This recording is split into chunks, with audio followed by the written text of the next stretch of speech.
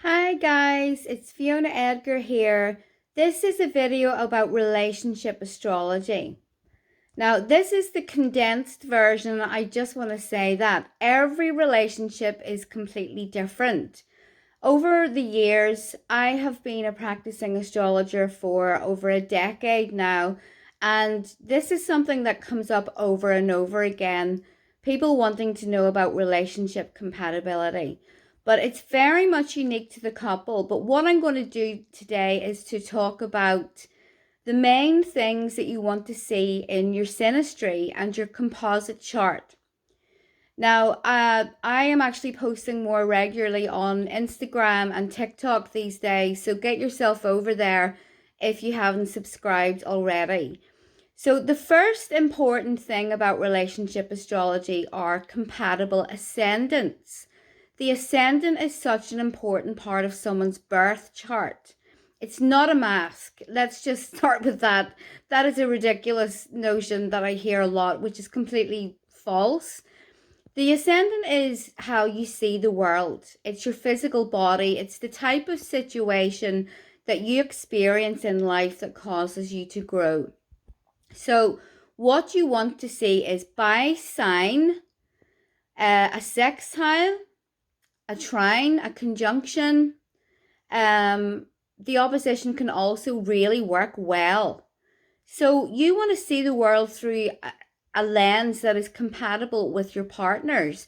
A lot of people have physical attraction, they get on well, but when some crisis happens, or even just a bit of stress, it causes the relationship to break. So a compatible ascendant is really necessary to ensure that that doesn't happen to you. So the quincunx and the square are obviously going to be the most difficult. Quincunx can be like you're seeing the world through a lens that is completely incompatible with your partners.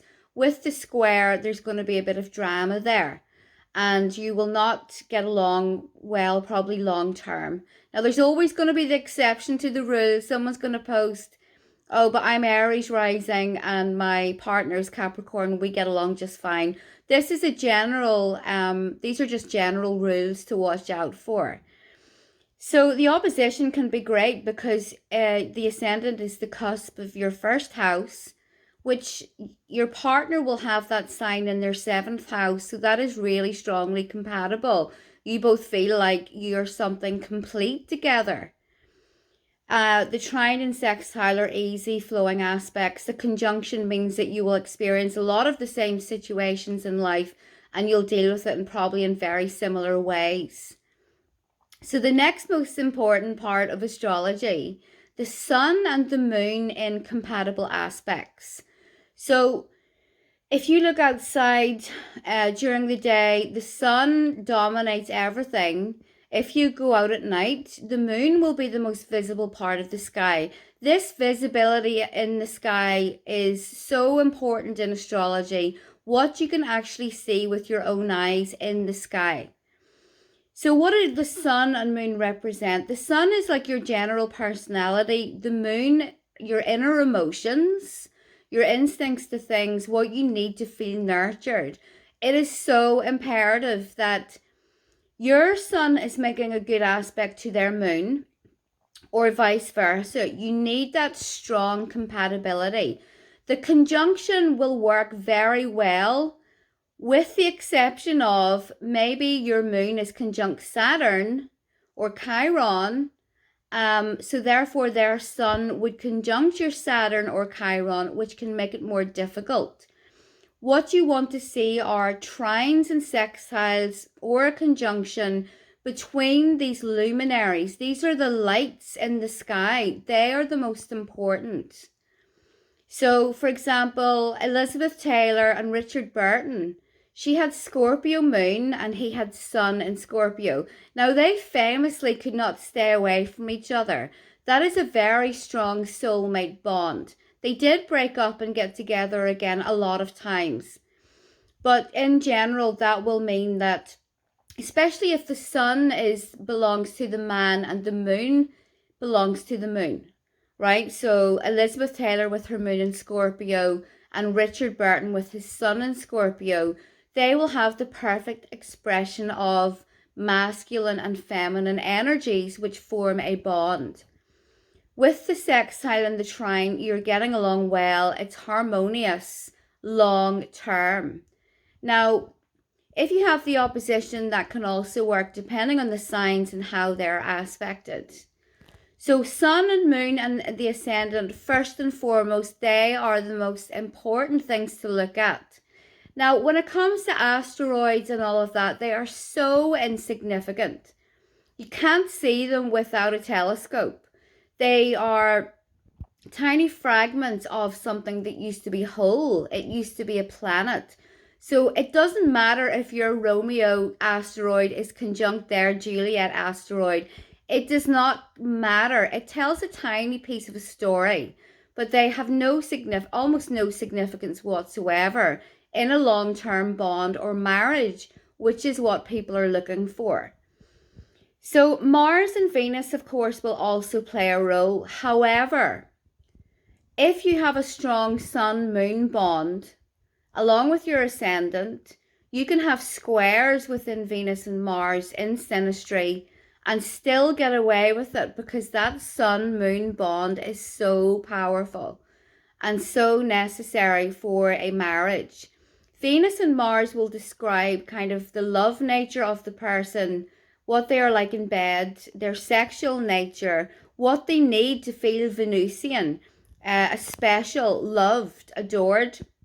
So yes, it is best if you have some compatibility there. If you have a square between Venus and Mars, yes, there is going to be some passion there. There could be a lot of arguments. It may be a relationship that is, quite passionate and unstable. If you have a conjunction, this is so overrated in astrology, it's unreal. The conjunction between Mars and Venus, if the sun and moon are getting along, of course, is going to be great. Especially if Venus belongs to the woman's chart and Mars to the man. Now, you will feel like the kind of lovers here, Romeo and Juliet. It's very strongly compatible, but only if the other things are playing nice. So the other most important part of relationship astrology is Saturn. Saturn is connected to long-term commitment, hard work, longevity, building something that is concrete, stable, long-lasting, and stands the test of time. Saturn can make or break a relationship. So you could have some Saturn squares that may be difficult, but they still act as a bond or a deep glue for the relationship. So you want to see some positive Saturn aspects or even a square or two, with the exception of Venus square Saturn, which is always going to feel terrible. If you're the Venus person, that Saturn person will really prevent you from finding joy and playfulness with any partnership. But Saturn is important because it represents something that is long term. Now, if Saturn is not playing nice and it's all a bunch of squares, the relationship will feel very limiting, very restrictive, and it will not really be a fun time. Those are the main things in astrology and synastry that we want to look for a great long-term relationship. My parents have been married for 55 years. They are both water signs and their moons make a sextile. My mom's moon is in Leo, dad's is in Libra. She's a Cancer, he's a Pisces. There's so much compatibility there that they have, it's not like they have always had an easy relationship. They have had a lot of trauma to deal with, a lot of terrible, difficult situations. They have hung in there no matter what because of their sun-moon compatibility. It is very, very strong. So just using that as an example. Now, I want to say also that just because you have all of those great aspects in synastry, it still doesn't mean that it's going to work forever, because we live in the modern age. People tend to throw them away now rather than stay in for the long term. So the fates and your destiny still has the final word, really, in astrology, above anything else. And I have no control over that and can't really tell you about it. But that is what you want to look for. Now, the composite chart is also really important here. In many ways, it is more important than the synastry, but you want to have both. Now, what is a composite chart? It is like a halfway point between your chart and his. Okay, so it will describe exactly what is going to take place within this relationship. The synastry is the potential, the composite is what will happen, what your focus as a couple is going to be. The 12th house cusp in a composite chart will also describe how it will end, if it does end, or where your greatest challenges are going to be. As with the synastry in a composite chart, I want to see compatibility or a positive interaction between the sun and the moon. Very important. I also want to see what the rising sign is. That will flavor the entire relationship. Now, with other stuff going on, where is Saturn? Where is Venus? What houses are they in? Also check that. So that's really what I wanted to say about the composite. Also, with the North Node, the North Node is going to describe a difficult area that is worthwhile for that couple to get to. What house is it in? What sign is it in? And you want to check Chiron, even though it is of less importance than Saturn and the luminaries. Remember, the luminaries are the most important. They are what we notice most in our everyday life. We can see them easily in the sky, no telescope. So that's what we want to check.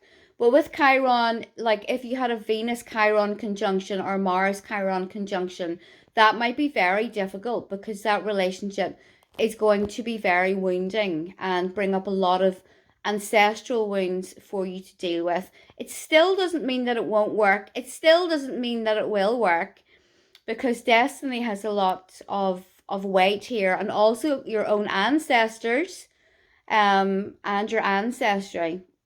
So those are the main ones. Remember, asteroids, much lesser importance than anything in the chart, but in particular the luminaries. Asteroids are tiny fragments of something that used to exist.